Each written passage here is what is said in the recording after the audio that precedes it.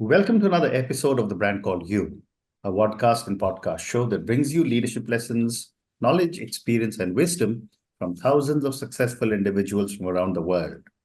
I'm your host, Ashutosh Garg, and today I'm delighted to welcome a very accomplished professional from Athens, Greece, Myrto Legaki. Myrto, welcome to the show. Thank you, Ashutosh. Very nice to be here. Thank you. Myrto is the leadership and a corporate well-being consultant. So my first question to you is, tell me about your journey into becoming a leadership and corporate well-being consultant.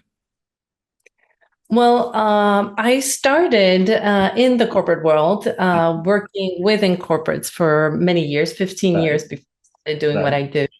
So my first degree was in corporate finance, and then I got an MBA at Boston University in the US, and then I started working as a management consultant for financial services in New York. So certainly a very demanding, let's say, industry with quite strict and quite high levels of stress. And so then my work took me to London, where I turned into marketing strategy for telecoms, and then back in Greece. So during my career, I came across, many different industries. And as a consultant, of course, I saw many clients and managing different diverse teams and leadership roles. But what happened was during that journey, since, as I said, it was in quite stressful environments. And mind you, that was quite a few years ago, where we weren't talking about workplace well-being. There was no talk about mental health in the workplace. So things were a bit different back then. It was sort of the motto of work hard, play hard, or let's say work harder.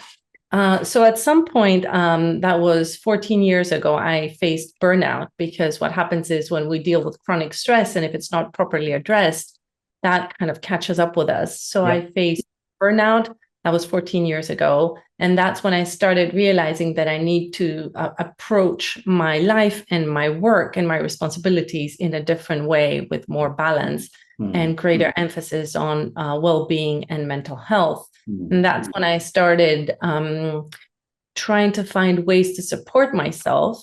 And I started practicing mindfulness. And I'm sure you're it comes from your parts of the world, because these are practices of self-awareness that are based in ancient practices. So this is what kind of helped me transform my life. And as I was transforming and finding the voice within me, and also learning how to support myself better, I realized that there were so many of these practices and things that I was learning that would be useful for my colleagues or the people that I was working with. And at some point, I sort of made the decision to leave the corporate world and train again in delivering and coaching self-awareness-based practices in the workplace, but also with individuals. And I trained again as a mindfulness practitioner at the University of Massachusetts Medical School and at Brown University School of Public Health. And through that, we've developed programs that are leadership programs and well-being programs that are based on self-awareness, that support leaders across the world to feel better, but also work better. And so this is the way that I came through to be a consultant. Absolutely fascinating experience. And also, yes. But tell me, Myrto, what are the core principles of effective leadership in today's corporate world? And then we can move on to other questions. Well, there's lots of core principles that are important for effective leadership, but I think that I will start with self-awareness. There's no leadership without self-awareness. Right. If we're not aware of our emotions, our bodily sensations, so how the world is impacting us, our needs, our thoughts, our patterns, and how these impact our behaviors, and how these behaviors impact others, then we're in no position to lead anyone, not even ourselves, but let alone others. So I would say that effective leadership starts with knowing yourself and having both internal and external self-awareness. So the ability to understand what is going on inside of us as leaders, but also how this behavior and these choices that we make affect the people around us. And it's really interesting because I don't think we would be talking about this as one of the most important core leadership skills a few years ago. But the fact is that studies have consistently been showing that leaders with a high degree of self-awareness are in fact more effective. They are in fact more empathetic, and they are in fact more capable of inspiring their teams to achieve more significant results. In fact, there's research that shows, and that I love when we're able to quantify this, that leaders that are ranked in the top quartile of self-awareness are 10% more effective in their roles than those in their bottom quartile. It might not seem like a big number, but it is if we think about it. If we think about how understanding more about yourself and the world around you actually makes you a better leader. Excellent. So I would start with self-awareness. And I would also add empathy. Again, one would think that empathy is a soft skill. And I get a little bit flustered now when I hear about these qualities being called soft skills, because they are anything but soft. Correct. I love that. I read a quote by Satya Nadella, the CEO of Microsoft, who is a big proponent of empathy and self-awareness in leadership. And he actually said, and I love this, that empathy is not a soft skill. It's in fact the hardest skill that we learn, the way to relate to our world and relate to the people that matter the most to us. And he also said that empathy is at the root of innovation. Right. So I would add that empathy is the next most important skills. And again, why am I saying this? And that it's also supported by a lot of research. I was recently working with Ernst & Young here in Greece with a team of leaders, or the partners of the team here in Greece.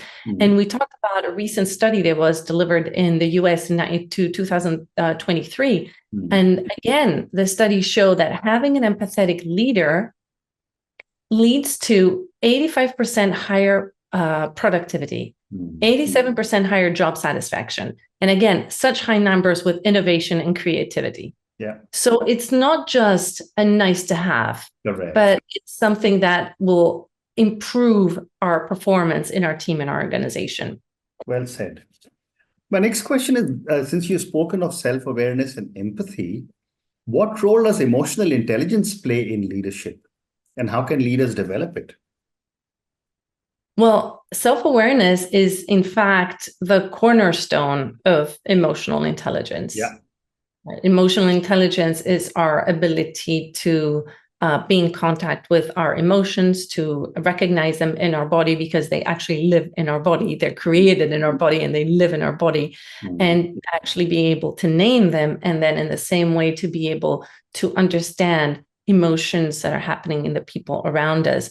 So the cornerstone of emotional intelligence is self-awareness. So in fact, I love that Daniel Goleman, who's the father of emotional intelligence, talks about with his research that 90% of top performers have high emotional intelligence. So it's a really important trait to have. And on the other side, just like Satya Nadella mentioned, it's a difficult trait to develop, right? These are soft skills, but they're also hard skills. So it's not easy to let's just say it's not about reading a lot and then, all of a sudden I'm going to do that workshop or attend that training or read a bunch of articles or a book, and all of a sudden I'm going to have emotional intelligence. It's something that we need to cultivate constantly, and we need to consciously put our intention into having more emotional intelligence. So there's some things that we can do. Again, as I said, number one is to develop self-awareness. And the way to develop self-awareness is actually to start noticing. Well said. Well said. Yeah. So, we've spoken self-awareness, empathy, and emotional intelligence. But what would you say, Myrto, is the relationship between leadership and corporate well-being? Well, that's another one that's really important. Because if our people in our companies are not well, nothing can be done, right? And companies are just groups of people. So well-being is really an integral part of performance in a company. And we know that especially after the pandemic, burnout numbers have been on the rise. workplace stress is increasing. I was just reading a study by SHRM, and in the US, again, these are US numbers, 44% of workers are feeling burnt out. This is a huge number. Yeah. And the numbers are even higher with women leaders or women workers. So workplace well-being is really important. And we know that it's directly related to performance. So we know that and this is a study that was done last year, and I love this because it's the first study that actually shows with numbers the direct correlation of workplace well-being to company performance. So if anyone else isn't convinced about investing in corporate well-being, maybe this study will help them. It's a study, again, by Oxford University, and it showed that companies that have higher levels of workplace well-being, so it's a combination of how their workers feel about their health, physical and mental health, shows that they have direct correlation to firm valuation, stock performance, return on assets, and company profits. And on the one hand, research shows that a lot of leaders report that prioritizing employee well-being can give the organization a competitive advantage. But on the other hand, only a very small percentage, perhaps a third of leaders actually make it a priority. So while we know now with numbers and with research that corporate well-being is an important part, a strategic part of the way we approach our HR policies and our company culture, there's a little emphasis being put in actually investing in well-being and investing in mental health and wellness. But it's absolutely imperative. Great response. Thank you. Can you also then talk about the importance of mental health in the workplace? Because there's a lot of discussion all over the world on how important mental health is. And obviously after COVID, people have started understanding how critical mental health is. Exactly. COVID actually showed us that mental health or corporate well-being is not a nice to have. It's actually imperative to leading our companies.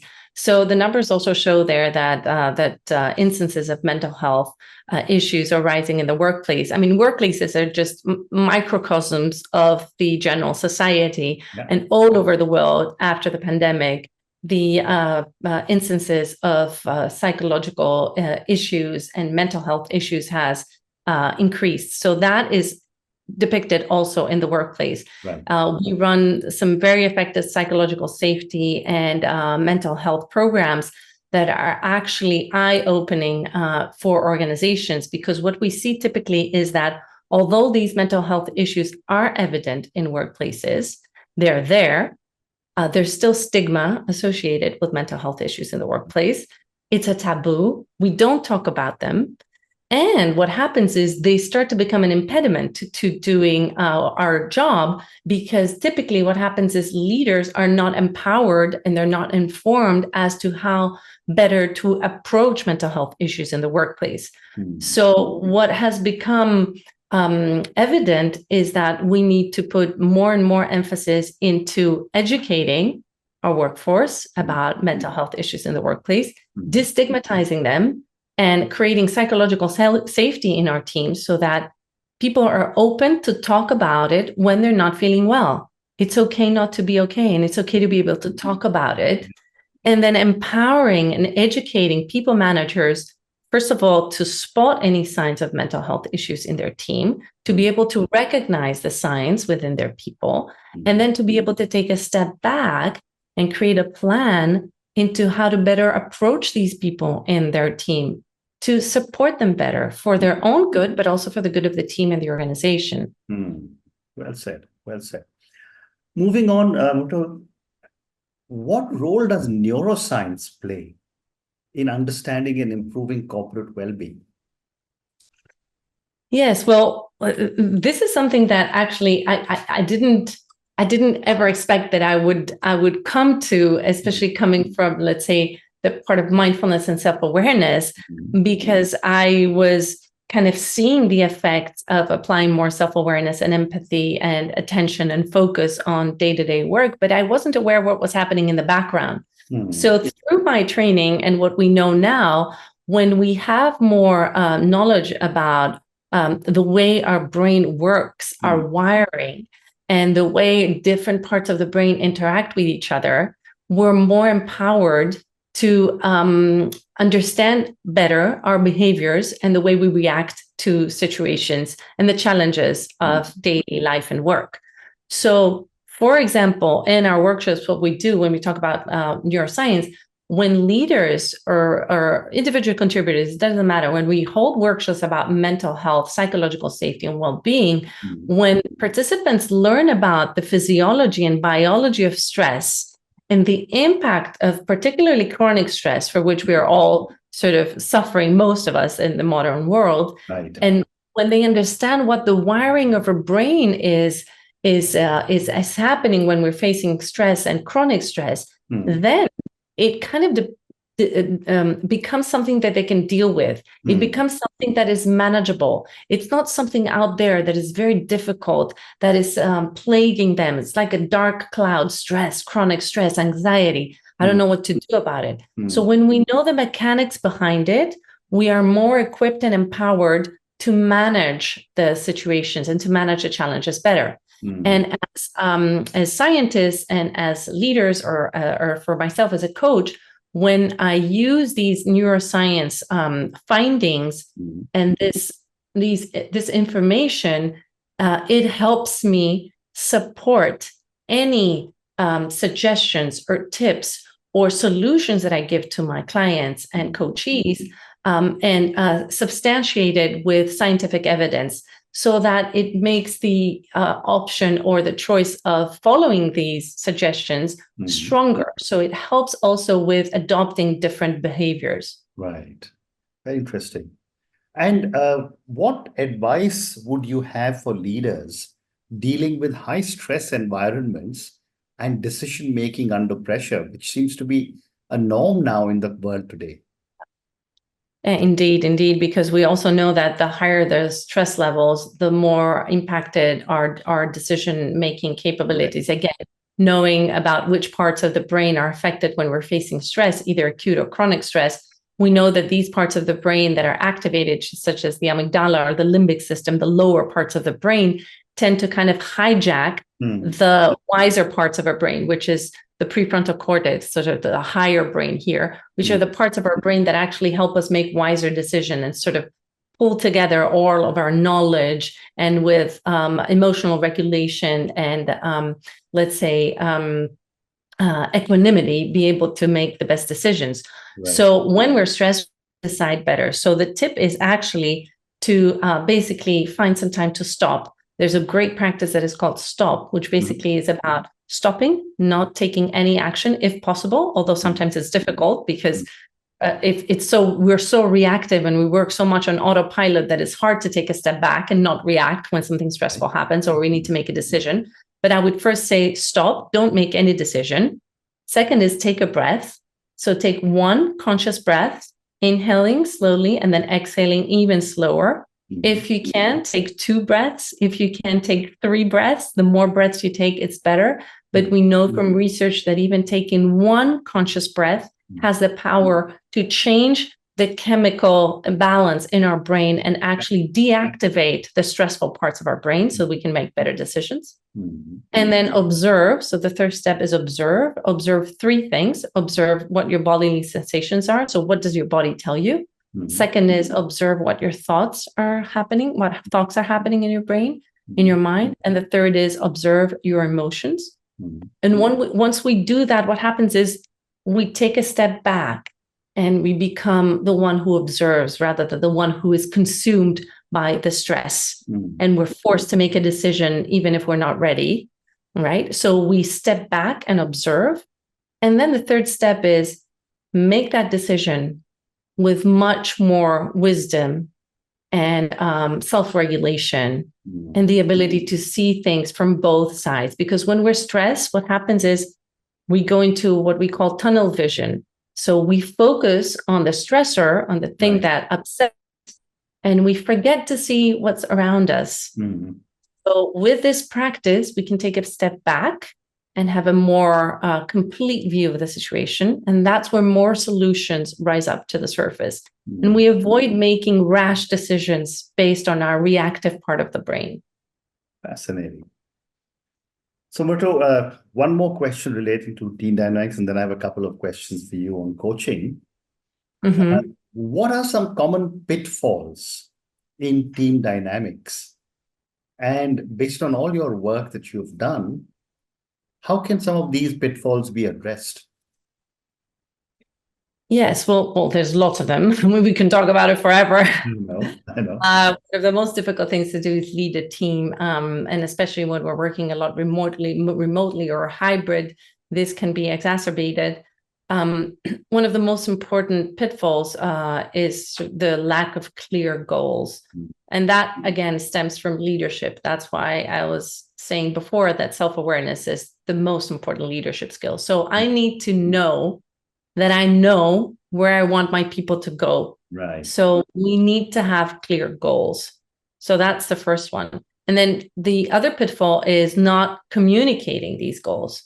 So I'm not going to say that it's about gatekeeping, but sometimes it's about, what I see a lot is about leaders that don't have enough time. So they share, I don't have enough time to explain to everyone what is the strategy or why priorities changed.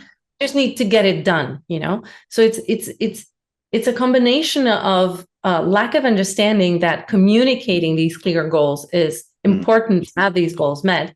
And also a combination of the fact that typically most of us are overworked and there's such changing priorities so fast that we don't have time to actually step back and communicate them better.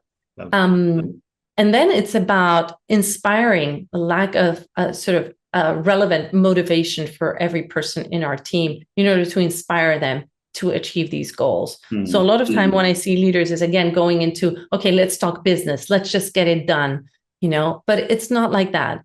You're not a leader if nobody's following you. You just have a title that was given to you by someone else. But if you're walking ahead and no one is following you, then you're just taking a walk. You're not a leader. So in order to have your team follow you, you need to inspire them into why should they achieve these goals. So it's lack of clear goals, lack of communicating these goals, and then lack of clear leadership when it comes to inspiring our teams. Well said. So I have two more questions for you, and these are now to you, Myrto, personally as a coach. How has your background supported your coaching philosophy, your style, and your values? Well, I love this because when I started doing what I do, I actually was thinking that all my previous work was kind of like, okay, how am I going to apply this? Because I'm working so closely with self-awareness practices and with neuroscience and psychology. But then what happens is I'm kind of using all these experiences of 15 years in the corporate world in all these different roles into informing the way I approach my clients, whether they are teams, whether they're large teams. Sometimes I teach to 2,000 or 3,000 people at a time, or whether it's working with a small leadership team or working one-on-one with an executive or a CEO. So what I do is actually practice what I teach. So I bring in my previous experience as a leader and as someone who has worked in different environments and try to sort of get into the other person's shoes, understand what their challenges are, and then draw upon my experience, both from the corporate world, but also from my second kind of training into how I can support them better. And because I've also worked in, let's say, that was 15 years ago, as I said, the cultures back then were quite different. I've experienced a lot of what now we would call toxic cultures. I experienced a lot of malfunctioning teams. I experienced a lot of what we should not be doing now as leaders. So I have a wealth of personal experiences and also mistakes that I've done on my own as a leader for my previous experience that I can apply into supporting my clients and my coachees and the companies that I work with better. Amazing. And my last question for you, how have you been shaped by people in your life And how are they influencing you as a coach today? I love this, because I wouldn't, and nobody would be here if we hadn't allowed other people to support us to be here, right? I mean, this is the richness, and I'm eternally grateful to all my teachers, all my coaches, people that helped shape me to who I am today.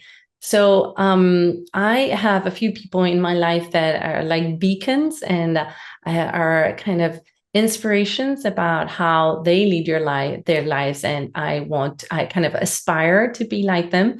And one of them is sort of my teacher in systemic psychotherapy, who is no longer with us, Petros Polychronis, who actually embodied what empathy, emotional intelligence, and ethos, which is integrity, which is for me one of the most important values. Right. And I hold him very high, let's say, into sort of teaching me, embodied teaching with his presence of what it is to be just, a leader that is fair, and a leader who gives opportunities to everyone if you show that you have something to offer. So this is one. And then I have one of the other leaders, one of the first leaders in my career, who showed me how important empathy, self-awareness, and emotional intelligence are by actually not exhibiting them. And I'm eternally grateful for that, because they made me better. Yeah. And that had a great cost. So I know what it means to lack these qualities, and actually know very well what the opposite of that sort of let's say leadership style would be. So it's about leadership style, and it's about skills. So I've learned from good examples. I've also learned from bad examples, and I strongly believe that no experience is ever lost, that we're always learning from our mistakes, always learning from every single person that comes across in our lives, whether it's the person who serves us our coffee in the morning every day, whether it's a leader that we go on a conference and hear them speak and inspire us, or whether it's our children. The world is full of teachers if we're ready to listen and open up and change. Great response. And on that note, Myrto, thank you so much for speaking to me. Thank you for talking to me about leadership at such length. I love the way you so simply articulated the leadership traits, which are self-awareness, empathy, and you added emotional intelligence, which is an important part of self-awareness. Thank you also for talking to me about team dynamics, where you spoke about clear goals, not communicating adequately, and inspiring the team, which is so critical. Thank you for a lot of the ground we covered on leadership, corporate well-being, and for all the experience that you have shared with us. I'm grateful on behalf of all our viewers and listeners. Thank you for speaking to me, and good luck to you. Thank you, Ashutosh. Thank you for having me. Have a great day. Thank you. Thank you for listening to the Brand Called You videocast and podcast, a platform that brings you knowledge, experience, and wisdom of hundreds of successful individuals from around the world. Do visit our website www.tbcy.in to watch and listen to the stories of many more individuals. You can also follow us on YouTube, Facebook, Instagram, and Twitter. Just search for the Brand Called You.